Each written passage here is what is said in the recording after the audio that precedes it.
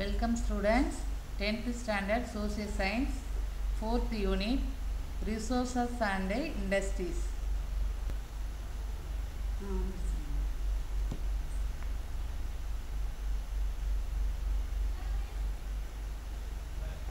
மறுபடியும் இதை சொல்லுங்க.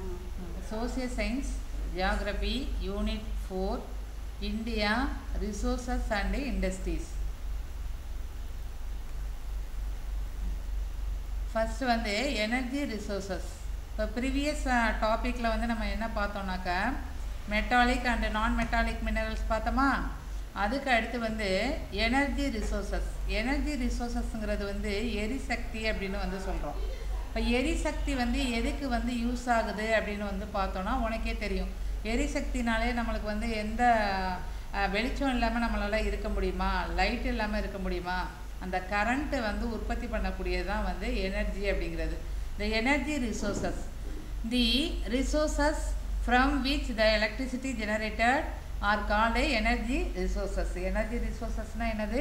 த எலக்ட்ரிசிட்டி ஜெனரேட்டட், எலக்ட்ரிசிட்டியை வந்து உற்பத்தி பண்ணக்கூடியதை தான் வந்து என்னன்னு சொல்கிறாங்க, எனர்ஜி ரிசோர்ஸஸ் அப்படின்னு வந்து சொல்கிறாங்க. Energy resources, the resources from which the electricity generated are called energy resources. இப்போ எனர்ஜி ரிசோர்ஸஸ்னால் என்னென்னு சொன்னேன், இந்த எலக்ட்ரிசிட்டியை வந்து ஜெனரேட் பண்ணக்கூடியதை தான் வந்து எனர்ஜி ரிசோர்ஸஸ் அப்படின்னு சொல்கிறோம், எரிசக்தி அப்படின்னு. இப்போ எலக்ட்ரிசிட்டி இஸ் ஆன் இம்பார்ட்டன்ட் இது காம்பனன்ட்ஸ் ஆஃப் அவர் லைஃப். அது நம்மளுக்கு எல்லாருக்குமே தெரியும், important components of our life. It is also the key factor for all economic activities and the industrial development. The energy resources can be classified into renewable and non-renewable. The coal, petrol, natural gases and nuclear minerals are the sources of non-renewable energy. The water, sunlight, wind, biogas, tides, etc. are the source of renewable energy அப்படின்னு சொல்கிறாங்க. இப்போ energy resources அப்படிங்கிறது வந்து என்னன்னாக்கா எலக்ட்ரிசிட்டியை வந்து generate பண்ணக்கூடியதை தான் வந்து energy resources அப்படிங்கிறோம். இது எதுக்கு இம்பார்ட்டண்ட்டாக இருக்குனாக்கா இந்த electricity is an important components of the our life. ஓகேயா?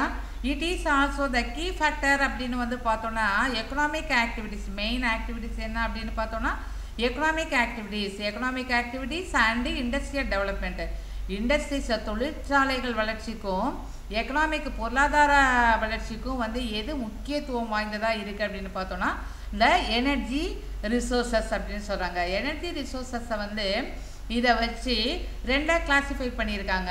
ஒன்று என்ன அப்படின்னு பார்த்தோன்னா ரினியபிள் அண்டு நான் ரினியபிள் ரிசோர்ஸஸ். ஏற்கனவே நம்ம வந்து ப்ரீவியஸ் கிளாஸில் வந்து பார்த்துருக்கோம். இந்த ரினியபிள்னால் என்ன, நான் ரினியபிள்னால் என்ன அப்படின்னு. ரினியபிள்னால் வந்து புதுப்பிக்கக்கூடியது, நான் ரினியபிள்னால் புதுப்பிக்க முடியாத வளங்கள் அப்படின்னு சொல்லுவாங்க. இப்போ அதில் வந்து பார்த்தோன்னாக்கா நான் ரினியபிள் ரிசோர்ஸஸ் மெயினாக வந்து கொடுத்துருக்காங்க.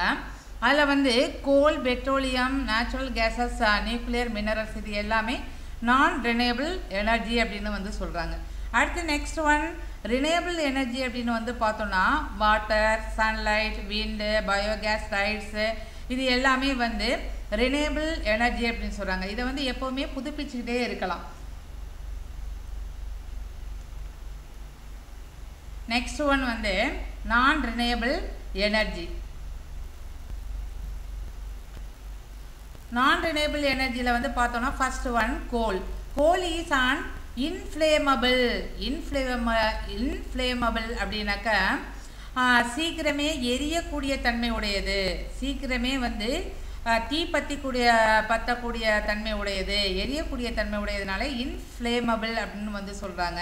இந்த goal is on inflammable organic substance composite mainly of எனது ஹைட்ரோகார்பன் அப்படின்னு சொல்கிறாங்க. நீர்மத்தன்மையுடைய கார்பன், நீர்ம நிலை கார்பன் அப்படின்னு வந்து அழைக்கப்படுது கோல். இது வந்து எளிதில் தீப்பற்றக்கூடிய தன்மையாக இருக்கிறதுனால தான் தொழிற்சாலைகளில் வந்து அதிக இம்பார்ட்டண்ட்டாக இருக்குது அப்படின்னு வந்து சொல்லியிருக்கோம். Non renewable resources. Coal is available in the form of sedimentary rock அப்படின்னு சொல்கிறாங்க. இப்போ இது எங்கே ஃபார்ம் ஆகுதுன்னு பார்த்தோன்னா செடிமெண்ட்ரி ராக் இருக்கக்கூடிய பகுதியில் தான் வந்து இது வந்து ஃபார்ம் ஆகுது.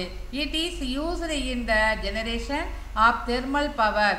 இது அனல் மின் நிலையம் வந்து அனல் மின்சாரம் தயாரிக்கவும் வந்து இது ரொம்ப யூஸ்ஃபுல்லாக இருக்குது அப்படின்னு சொல்கிறாங்க. இதை வச்சு அனல் மின்சாரம் வந்து தயாரிக்கலாம் அப்படின்னு வந்து சொல்கிறாங்க. கோலை வச்சு இது எளிதில் எரியக்கூடிய தன்மை இருக்கிறதுனால இது வந்து தெர்மல் எனர்ஜியை வந்து ஜெனரேட் பண்ணுது அப்படின்னு வந்து சொல்கிறாங்க. Since it is a valuable one it is called as a black gold அப்படின்னு வந்து சொல்கிறாங்க.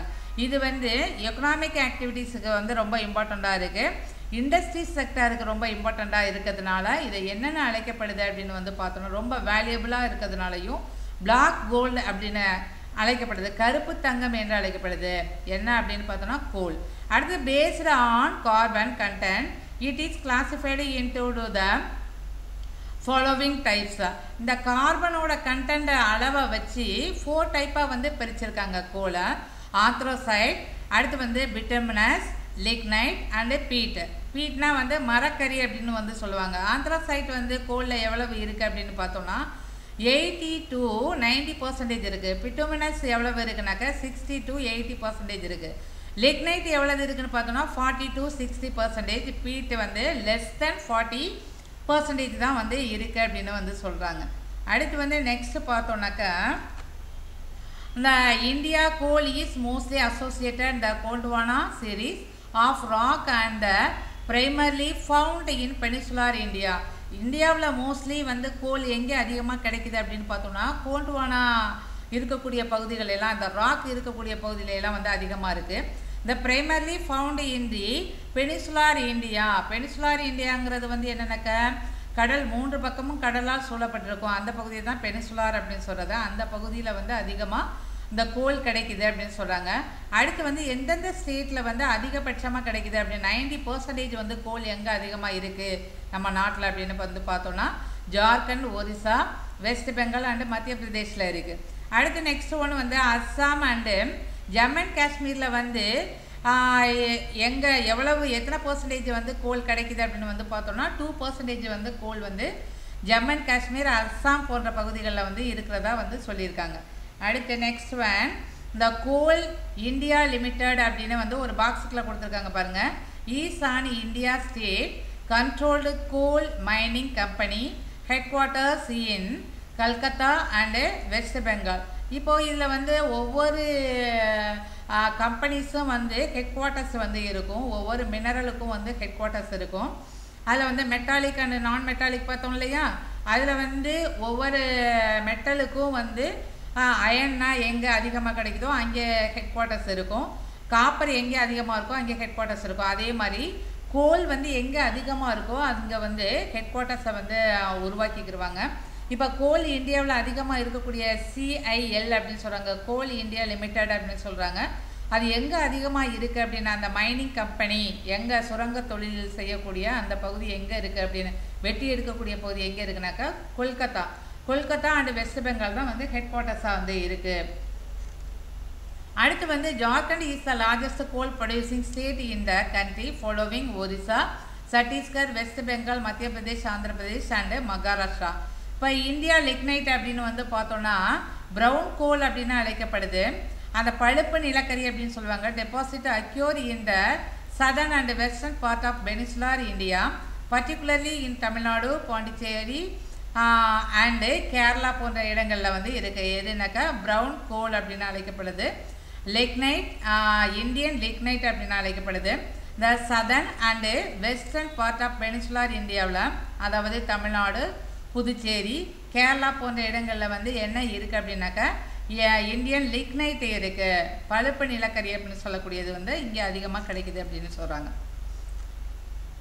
அடுத்து நெக்ஸ்ட் ஒன் பார்த்தோம்னாக்கா பெட்ரோலியம் க்ரூட் ஆயில் அப்படின்னு வந்து அழைக்கப்படுது. பெட்ரோலியம் அல்லது க்ரூட் ஆயில் இது எங்கெல்லாம் இருக்குது அப்படின்னு பார்த்தோம்னா இந்த வேர்டு பெட்ரோலியம் ஹேஸ் பீன் இது டெரிவ்டு ஃப்ரம் 2 லத்தீன் வேர்டு அப்படின்னு சொல்கிறாங்க. பெட்ரோ அப்படின்னாக்கா மீனிங் ராக் அப்படின்னு அர்த்தம். அண்டு ஒலிவியம் அப்படிங்கிறது வந்து ஆயில் அப்படின்னு அர்த்தம். அது வந்து ஒரு ஆயில் கலந்தது அப்படின்னு வந்து சொல்கிறாங்க. ஆயில் மாதிரி இருக்கும். இப்போ பெட்ரோல் பார்த்துருப்ப தானே நீ, எதுக்கெல்லாம் போடுவோம், அனைத்து வாகனங்களுக்கும் வந்து போடக்கூடியது. அது வந்து ஒரு எரிபொருள். Thus petroleum is oil obtained from rock of the earth. இதுவும் வந்து எர்த்லேருந்து தான் தோண்டி எடுக்கிறாங்க, வெட்டி எடுக்கிறாங்க. Therefore it is the also called mineral oil அப்படின்னு வந்து அழைக்கப்படுது. The petroleum is an inflammable liquid that is composite of hydrocarbons. இதில் வந்து அதிகமான கண்டென்ட் வந்து என்ன இருக்குது அப்படின்னு வந்து பார்த்தோம்னாக்கா ஹைட்ரோகார்பன் வந்து அதிகமாக இருக்குது பெட்ரோலியத்தில். இதுவும் வந்து எளிதில் எரியக்கூடிய தன்மையுடையது, லிக்விடாக இருக்கும். which constitute 90 to 95% வந்து petroleum and the remaining is chiefly organic components containing oxygen. அது மட்டும் இல்லை, ஹைட்ரோகார்பனோட அளவு இவ்வளவு இருக்கும், 90 to 95% இருக்கும். அது மட்டும் இல்லாமல் oxygen, nitrogen, sulphur and traces of organic metallic components வந்து அதில் வந்து இருக்கிறதா வந்து சொல்லியிருக்காங்க. எதுலனாக்கா இந்த பெட்ரோலியம் அல்லது குரூடாயிலில் வந்து இது இருக்குது. அதை அந்த குரூடாயில் கிடைக்கக்கூடிய இடத்த வச்சு என்ன பண்ணியிருக்காங்கன்னா west coast of offshore field and east coast offshore field. இப்போ இந்த பகுதியில் வந்து வெஸ்ட் கோஸ்ட்டில் வந்து எவ்வளவு இருக்குது, ஈஸ்ட் கோஸ்ட்டில் எந்தெந்த பகுதியில் இருக்குது அப்படின்னு வந்து பார்த்தோம்னாக்கா வெஸ்ட் கோஸ்ட் ஆஃப்ஷோர் இது oil field and east coast offshore oil field. இது வந்து எங்கெல்லாம் இருக்குது அப்படின்னு வந்து பார்ப்போம் பாரு. வெஸ்ட் கோஸ்ட் ஆஃப்ஷோரில் வந்து ஆயில் எங்கெல்லாம் இருக்குது அப்படின்னு பார்த்தா ஹையஸ்டில் வந்து மும்பை ஹை ஆயில் ஃபீல்டு அப்படின்னு சொல்கிறாங்க. 65% வந்து அதிகமாக இருக்குது. அப்போ வெஸ்ட் கோஸ்ட்டில் வந்து அதிகமாக ப்ரொடியூஸ் பண்ணக்கூடியது வந்து மும்பை ஹையில் தான். அடுத்து வந்து குஜராத் கோஸ்ட்டு செகண்ட் லார்ஜஸ்ட்னு சொல்கிறாங்க. Basin oil field south of Mumbai ஹையில் இருக்குது. அடுத்து வந்து Aliabet oil field south of பாபன் நகரில் இருக்குது. அடுத்து வந்து அங்க்லேஸ்வரில் இருக்குது. அடுத்து வந்து காம்பே லூனி ரீஜன்ஸில் இருக்குது. அடுத்து வந்து அகமதாபாத் கொலல் ரீஜன்ஸ். இது எல்லாமே என்னென்னு பார்த்தோம்னாக்கா west coast offshore oil field அப்படின்னு வந்து அழைக்கப்படுது. இந்த பகுதியிலெல்லாம் வந்து பெட்ரோலியம் அதிகமாக வந்து உற்பத்தி பண்ணுறதா சொல்கிறாங்க. அடுத்து வந்து ஈஸ்ட் கோஸ்ட் ஆஃப்ஷோர் ஃபீல்டு இதில் வந்து பார்த்தோம்னாக்கா பிரம்மபுத்திரா வேலிஸில் வந்து அதிகமாக எடுக்கிறாங்க. அடுத்து வந்து என்ன பார்த்தோம்னாக்கா Digboi oil field oldest field in country அப்படின்னு சொல்கிறாங்க. பழங்காலத்துலேருந்தே வந்து ஆரம்ப காலத்தில் வந்து உருவாக்கப்பட்டது இதுதான்.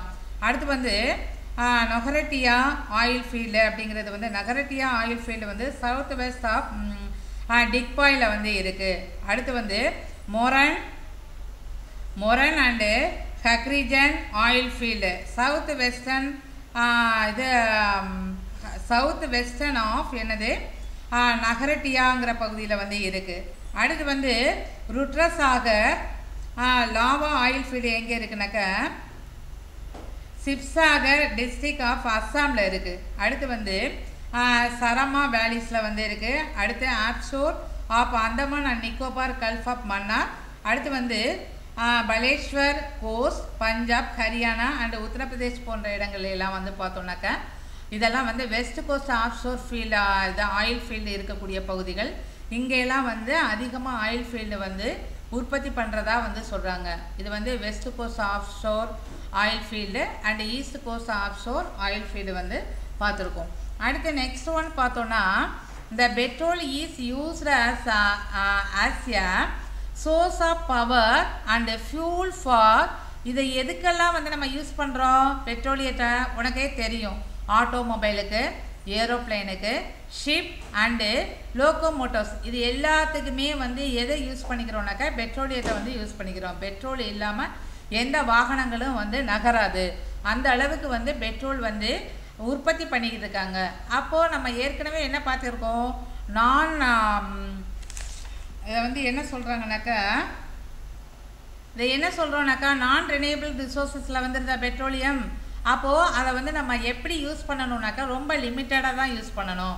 இப்போ பாருங்கள், இது வந்து எங்கெல்லாம் அதுலேருந்து வேறு என்னெல்லாம் வந்து உற்பத்தி பண்ணுறாங்க அப்படின்னு வந்து பார்த்தோம்னாக்கா lubricants, kerosene, vaseline, tar, soap. அடுத்து வந்து என்னது terylene and wax are it is the products. அந்த பெட்ரோல்லேருந்து பிரித்தெடுக்கக்கூடியதில் வந்து நம்ம பை ப்ராடக்டாக வந்து எதெல்லாம் வந்து உற்பத்தி பண்ணுறாங்கனாக்கா இதெல்லாம் வந்து பண்ணுறாங்க. அடுத்து வந்து பார்த்தோம்னா oil in India is obtained from both from onshore and offshore areas. Oil வந்து அதிகமாக வந்து ஆன்ஷோர்லேயும் கிடைக்குது, ஆஃப்ஷோர் பகுதியிலையும் வந்து அதிகமாக வெட்டி எடுக்கிறதா வந்து சொல்கிறாங்க. அடுத்து வந்து பார்த்தோம்னா நேச்சுரல் கேஸஸ். இப்போ அந்த நேச்சுரல் இயற்கையாக கிடைக்கக்கூடிய எரிசக்திகள் அதில் வந்து பார்த்தோம்னாக்கா இயற்கையாக கிடைக்கக்கூடியதில் வந்து பார்த்தோம்னாக்கா என்னென்ன அப்படின்னு வந்து பார்த்தோன்னா the natural gas usually accompanies the petroleum accumulations. இது வந்து பெட்ரோலியம் அக்காமுலேஷன்ஸ். எப்படி பெட்ரோல் வந்து எரியறதுக்கு வந்து அதாவது வாகனங்கள் ஓடுறதுக்கு எந்தெந்த துறைகளுக்கெல்லாம் இதை வந்து யூஸ் பண்ணிக்கிறோமோ அதே மாதிரி நேச்சுரல் கேஸஸும் வந்து நம்மளுக்கு ஒரு முக்கியத்துவம் வாய்ந்ததாக இருக்குது. It is naturally occurring hydrocarbon gas mixture consisting primarily of methane.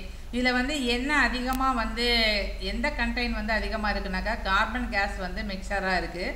அதில் ப்ரைமர்லி முதல்நிலையில் இருக்கக்கூடியது வந்து மீத்தேன் அப்படின்னு சொல்கிறாங்க. But commonly includes varying amounts of other higher இது அல்கைன் இருக்குது. அண்ட் அது மட்டும் இல்லை sometimes a small percentage of carbon dioxide இருக்குது. அடுத்து வந்து நைட்ரஜன் இருக்குது. அடுத்து வந்து ஹைட்ரஜன் சல்ஃபைடு வந்து இருக்குது. இது எல்லாமே மிங்கிள் ஆனக்கூடியது தான் வந்து நேச்சுரல் கேஸஸ் அப்படின்னு வந்து சொல்கிறாங்க.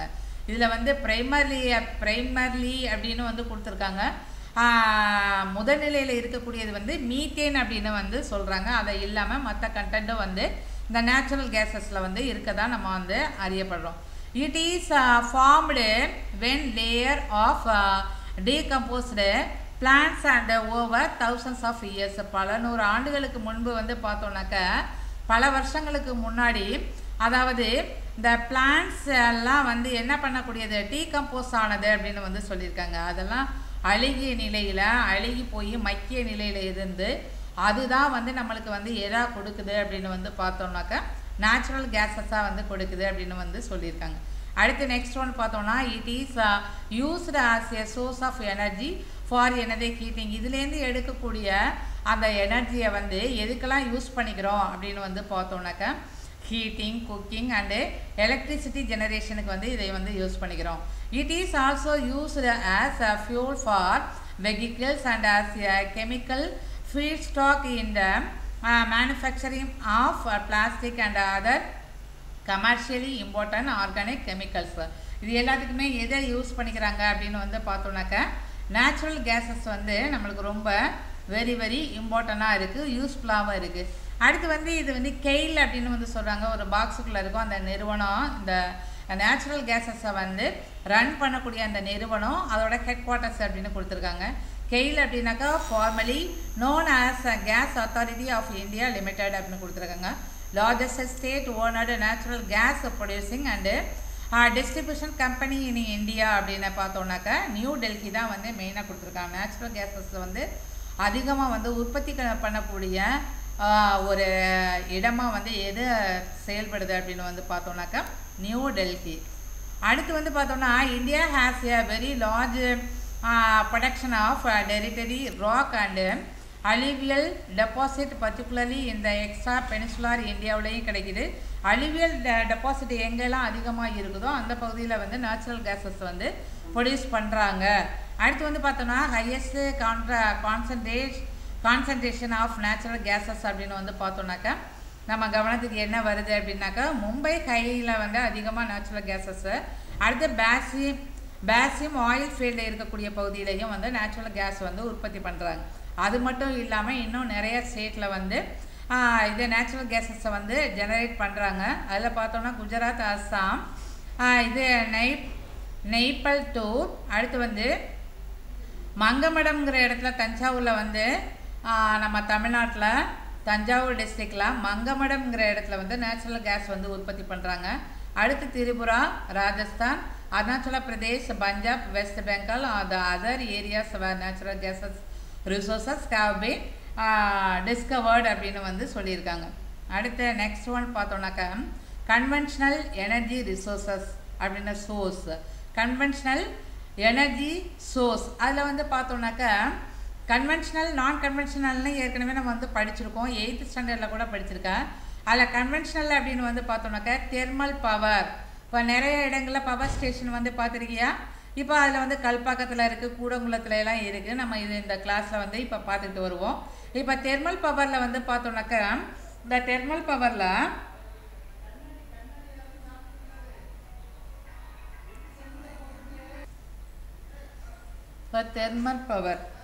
தெர்மல் பவரில் conventional energy and non conventional எனர்ஜின்னு ரெண்டு இருக்குது. மரபு சார்ந்த ஆற்றல்கள் அப்படின்னு வந்து சொல்லுவாங்க. கன்வென்ஷனலுங்கிறது வந்து மரபு சார்ந்த ஆற்றல். தெர்மல் பவர், இப்போ தெர்மல் பவரில் வந்து அனல் மின்சாரம், அனல் மூலமாக வந்து எப்படி மின்சாரம் ப்ரொடியூஸ் பண்ணுறாங்க அப்படின்னு வந்து பார்த்தோன்னா thermal power is generated using fossil fuels like coal, diesel, petroleum and natural gases மூலமாக வந்து தெர்மல் பவர் வந்து ப்ரொடியூஸ் பண்ணுறாங்க. இப்போ national thermal power corporation NTPC அப்படின்னு வந்து சொல்கிறாங்க. National thermal power corporation was established in 1975 வந்து எஸ்டாப்ளிஷ் பண்ணாங்க. அதுக்கு பிறகு வந்து பார்த்தோன்னா அட் ப்ரெசன்ட் NTPC வந்து பார்த்தோன்னாக்கா இப்போ 1975க்கு பிறகு எத்தனை கோல் ஃபீல்டு வந்து தெர்மல் பவர் ஸ்டேஷன் இருக்குது அப்படின்னு வந்து பார்த்தோம்னா 13 coal based super thermal power project and 7 gases வந்து liquid fuel based combined cycle project in the state of Assam, Bihar, Jharkhand, Chhattisgarh, Mizoram and West Bengal. இந்த பகுதிகளில் எல்லாம் வந்து 1975க்கு பிறகு வந்து இது உற்பத்தியை உருவாக்குனது. இந்த ஸ்டேஷனில் வந்து தெர்மல் பவர் வந்து உற்பத்தி பண்ணுறாங்க.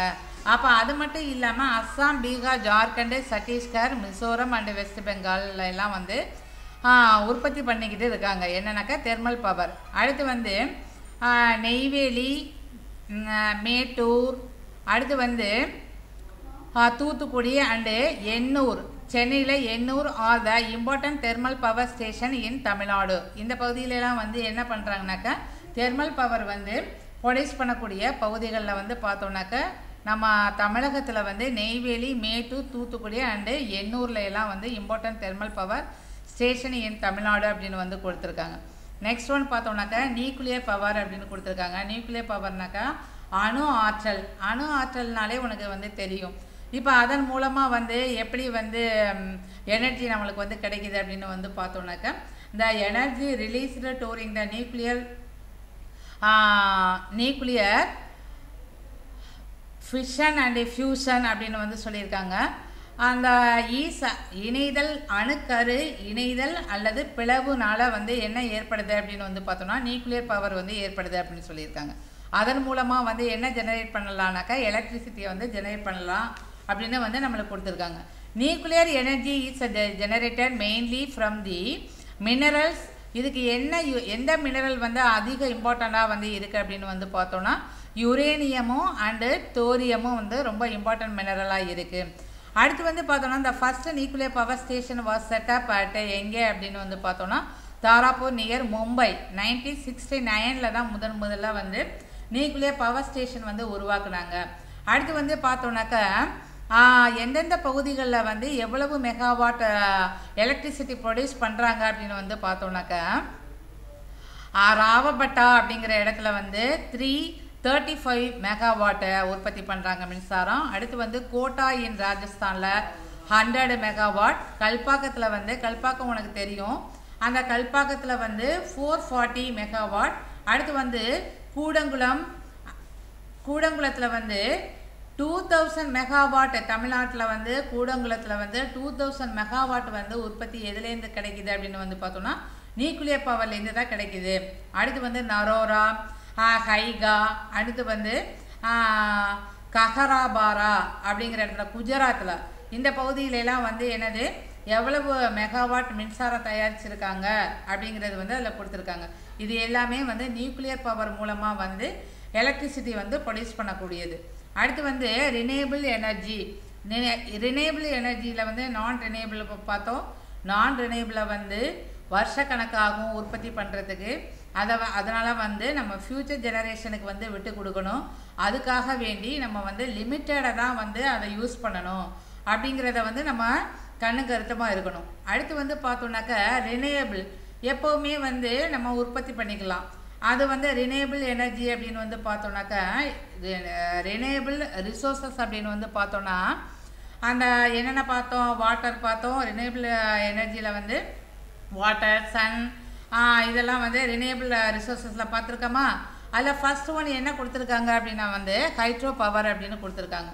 இப்போ ஹைட்ரோ பவர் மூலமாக வந்து நம்ம எவ்வளவு எனர்ஜியை வந்து எலக்ட்ரிசிட்டியை வந்து ப்ரொடியூஸ் பண்ண போகிறோம் அப்படிங்கிறத வந்து கொடுத்துருக்காங்க.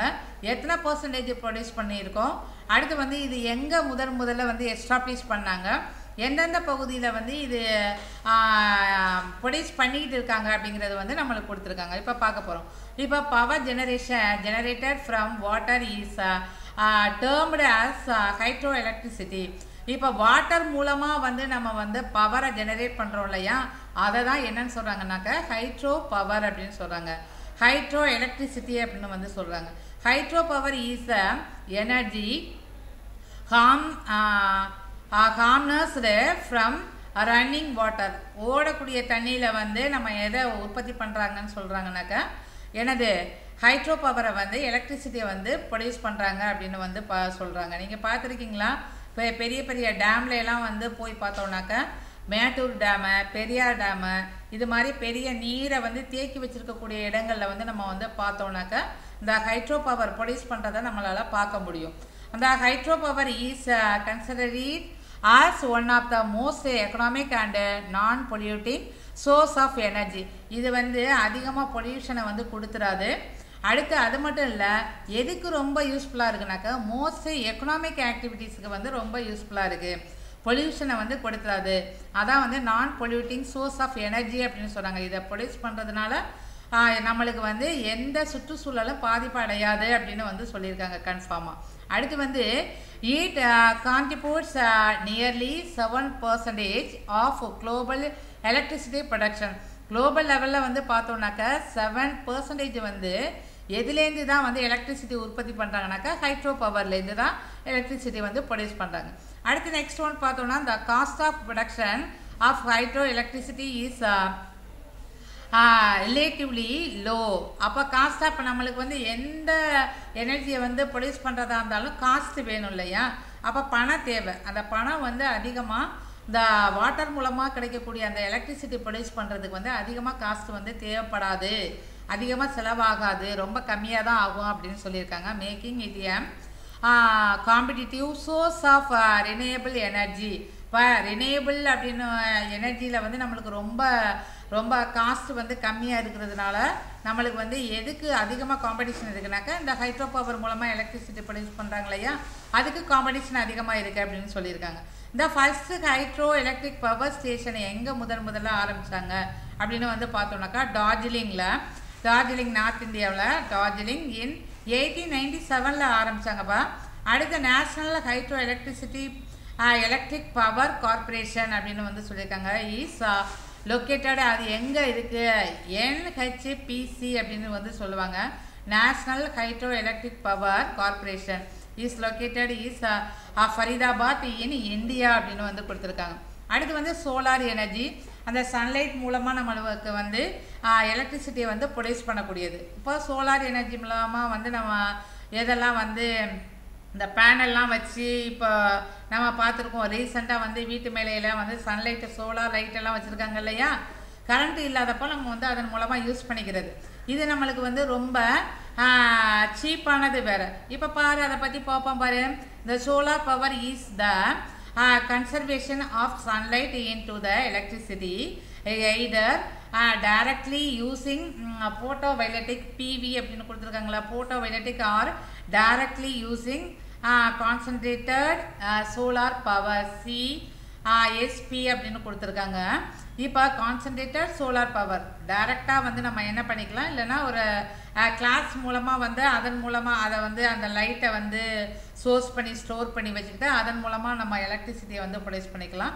இல்லைனா சன்லைட் மூலமாக டைரெக்டாகவே வந்து என்ன பண்ணிக்கலாம்னாக்கா நம்ம இன்டைரக்டாக வந்து என்ன பண்ணிக்கலாம், இந்த சோலார் எனர்ஜியை வந்து நம்ம எடுத்துக்கிட்டு அதன் மூலமாக வந்து எதை ப்ரொடியூஸ் பண்ணலாம் அப்படின்னு சொல்லியிருக்காங்கன்னா எலக்ட்ரிசிட்டியை வந்து ப்ரொடியூஸ் பண்ணலாம் அப்படின்னு சொல்லியிருக்காங்க.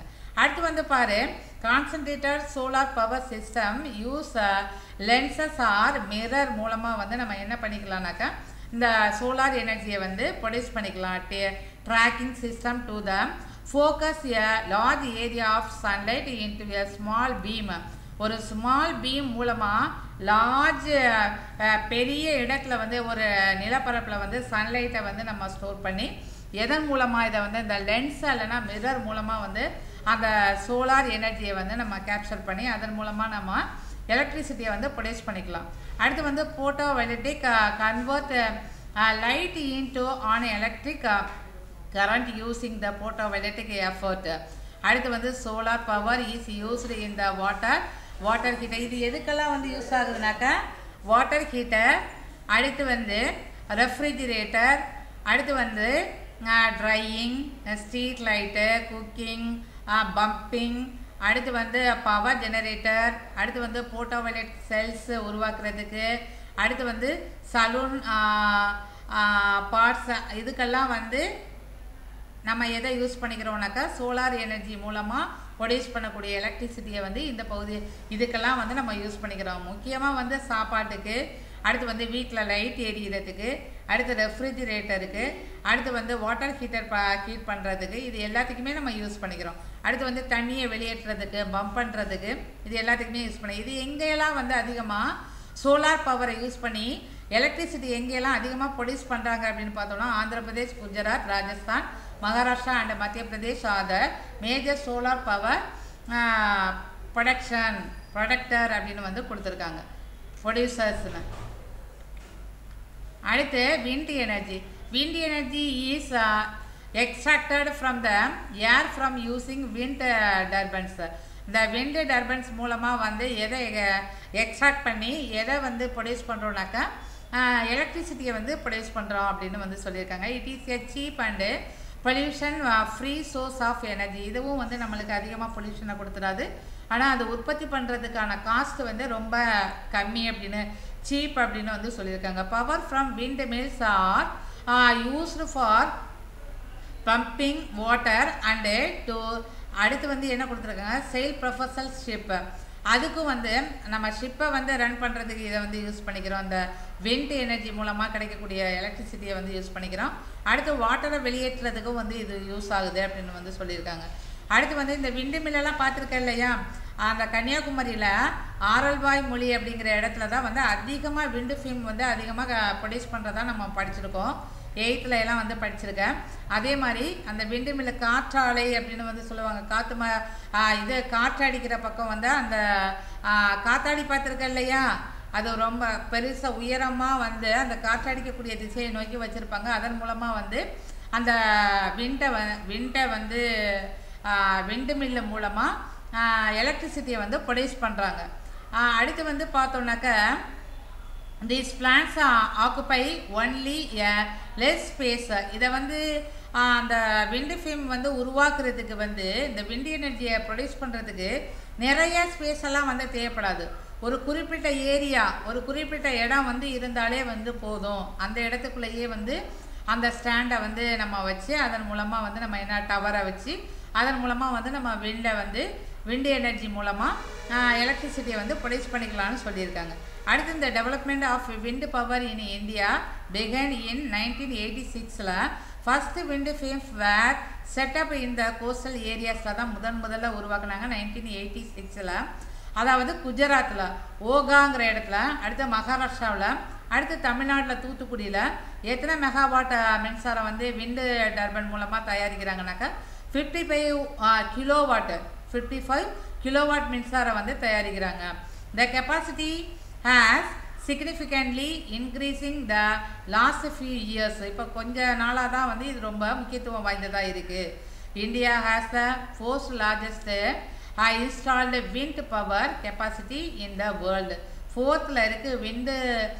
விண்டு மில்லு மூலமாக எலக்ட்ரிசிட்டியை வந்து ப்ரொடியூஸ் பண்ணுறதுல இந்தியா எத்தனாவது பிளேஸில் இருக்குது அப்படின்னு வந்து பார்த்தோம்னாக்கா 4th கண்ட்ரியாக இருக்கிறதா வந்து கூறப்பட்டிருக்குப்பா. இதான் வந்து விண்டு எனர்ஜி அப்படின்னு வந்து சொல்கிறாங்க. Bio energy. இந்த பயோ எனர்ஜியில் வந்து பார்த்தோன்னா பயோமாஸ் எனர்ஜி மூலமாக நம்ம வந்து எலக்ட்ரிசிட்டியை வந்து எப்படி உற்பத்தி பண்ணுறோம். உயிரின கழிவுகள், உயிரி சக்தி அப்படின்னு வந்து சொல்லுவாங்க. உயிரி சக்தினா என்ன?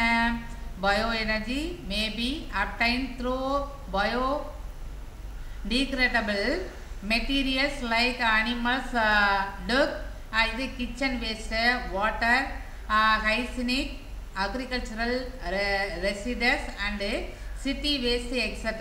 இந்த வேஸ்டேஜ் மூலமாக வந்து கிடைக்கக்கூடிய அதை வந்து நம்ம வந்து என்ன சொல்கிறோம் அப்படின்னாக்கா அந்த வேஸ்டேஜ் மூலமாக ப்ரொடியூஸ் பண்ணக்கூடிய அந்த எனர்ஜியை தான் வந்து என்னென்னு சொல்கிறாங்கனாக்கா பயோமாஸ் எனர்ஜி அப்படின்னு வந்து சொல்கிறாங்க. அதன் மூலமாக வந்து நம்ம வந்து எலக்ட்ரிசிட்டியை ப்ரொடியூஸ் பண்ணலாம் அப்படின்னு வந்து சொல்லியிருக்காங்க.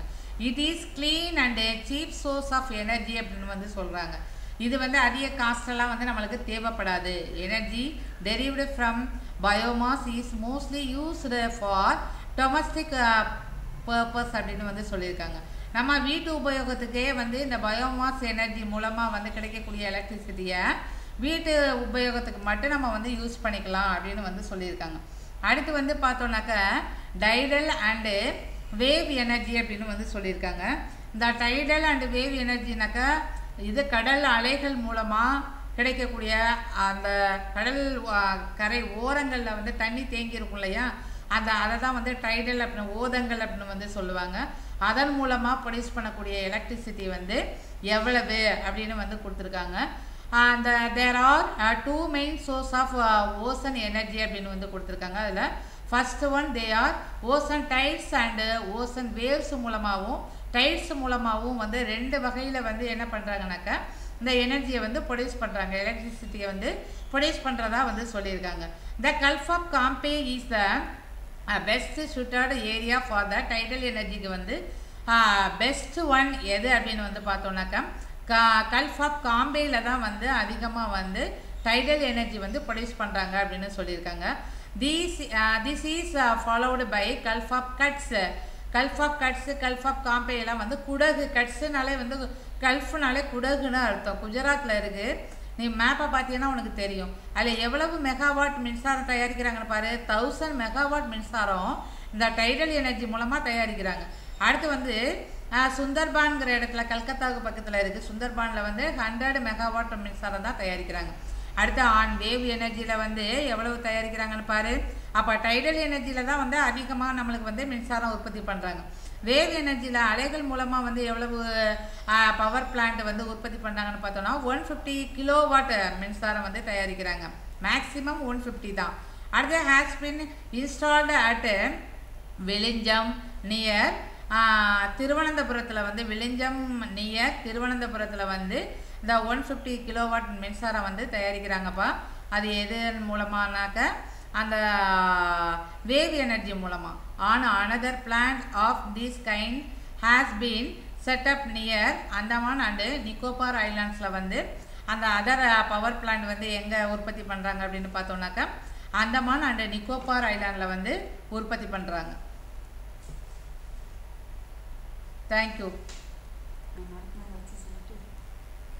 நம்ம இது வரைக்கும் என்னென்ன பார்த்துருக்கோம் அப்படின்னு வந்து பார்த்தோன்னா இந்த எனர்ஜி ரிசோர்ஸஸில் நான் ரினியூவபிள் எனர்ஜி ரிசோர்ஸஸ்னால் என்னென்னு பார்த்தோம். அதில் வந்து 2 கிளாஸிஃபைடாக பார்த்தோம். ரினியூவபிள் அண்ட் நான் ரினியூவபிள்னு பார்த்துருக்கோம். ஏற்கனவே உள்ள கிளாஸில் பார்த்தது தான் இது. மெட்டாலிக் அண்ட் நான் மெட்டாலிக்கில் பார்த்தோம் இல்லையா, அதே மாதிரி தான். இப்போ எனர்ஜி அதன் மூலமாக இப்போ இதில் நம்ம என்ன தெரிஞ்சுக்கிறோன்னாக்கா எவ்வளவு மெகாவாட் மின்சாரம் வந்து உற்பத்தி பண்ணுறாங்க ஒவ்வொரு எனர்ஜியிலையும் தான் பார்த்துக்கிட்டு வரோம். அதை தான் வந்து எனர்ஜி ரிசோர்ஸஸ் அப்படிங்கிறது. இந்த மின்சாரம் நம்மளுக்கு எல்லாருக்குமே வந்து ஒரு அத்தியாவசியமான ஒரு ஒன்றா தான் இருக்குது. அதில் வந்து பார்த்தோன்னா நான் ரினியூவபிள் ரிசோர்ஸஸில் வந்து கோல் பார்த்தோம், பெட்ரோலியம் அண்டு நேச்சுரல் கேஸஸ் வந்து பார்த்தோம் இல்லையா. அடுத்து வந்து அந்த தெர்மல் பவரில் வந்து பார்த்தோன்னாக்கா கன்வென்ஷனல் எனர்ஜியில் வந்து பார்த்தோன்னா தெர்மல் பவர் பார்த்தோம், நியூக்ளியர் பவர் பார்த்தோம்.